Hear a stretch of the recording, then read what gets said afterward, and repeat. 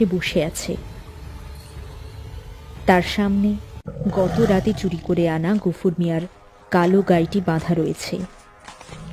গরুটি ভয় কাঁপছে। আহ, কি সুন্দর তাজা প্রাণ! ওই বোকা গ্রামের মানুষগুলো ভাবছে তাদের গরু বুঝি অন্য গ্রামের চোর নিয়ে যাচ্ছে। তারা জানে না এই ডাইনির খিদে মেটানোর জন্যই তাদের গরুগুলো জন্ম নিয়েছে। সারা রাত জেগে পাহারা দেয় ওরা, আর আমি আমার ঘুমের জাদুতে ওদের বেহুশ করে দিই। ওরা টেরও পায় না কখন আমি ওদের গোয়াল থেকে ওই তাজা প্রাণগুলোকে তুলে আনি।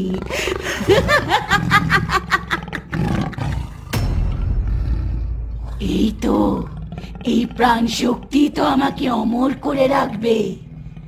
যত গাই আমি খাবো আমার শক্তি তত বাড়বে।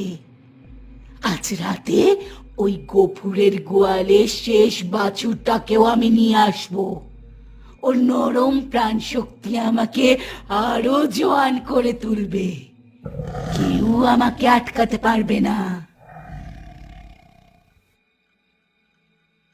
বিকেলে গ্রামের মহিলারা আবার জড়ো হয়েছে। গ্রামের গোয়াল ঘরগুলো এখন প্রায় সবই খালি। চারপাশের আকাশ মেঘলা হয়ে আসছে।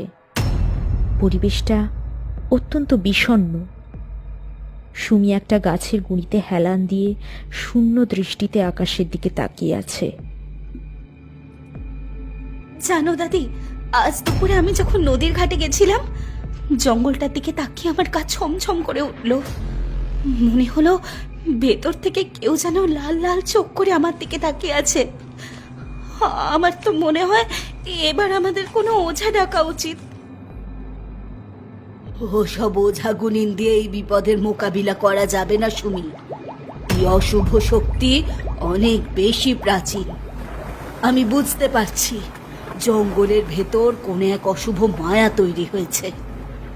কিন্তু একটা কথা মনে রাখিস, যেখানে চরম অশুভ কিছু থাকে সেখানে প্রকৃতি নিজেই কোনো না কোনো শুভ শক্তিকে পাঠিয়ে দেয় ভারসাম্য রক্ষার জন্য।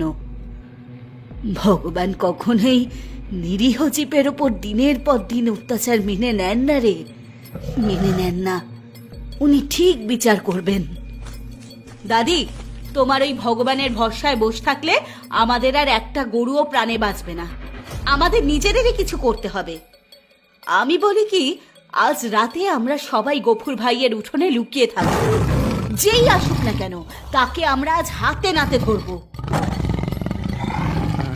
তোমরা তোমরা তোমরা আর কষ্ট করো না, হবে না। আমার যা হবার তা তো চলেই গেছে। ওই ছোট্ট বাছুরটাকে আমি আজ আমার শোবার ঘরে গিয়ে বেঁধে রাখবো। দেখি ঘরের ভেতর থেকে কিভাবে চুরি করে নিয়ে যায়। হ্যাঁ, আমিও দেখি। সেটাই ভালো হবে। আর আমরা সবাই আজ রাতটা জেগেই থাকবো। তোরা সবাই দরজায় খিল দিয়ে রাখিস। আজ রাতে বাতাসটা খুব ভারী হয়ে আছে।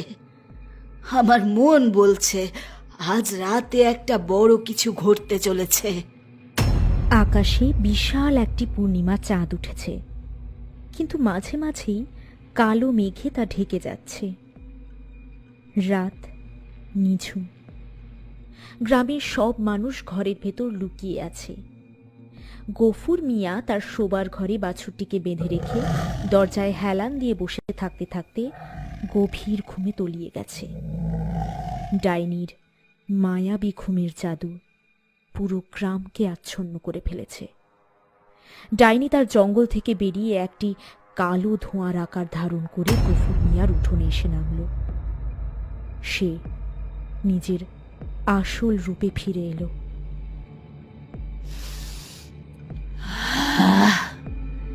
গন্ধ পাচ্ছি, একদম কচি বাছুরের গন্ধ। ভেবেছে ঘরের ভেতর লুকিয়ে রাখলে আমি পাবো না। বোকা মানুষ। আমার জাদুর কাছে তোদের এই কাঠের দরজা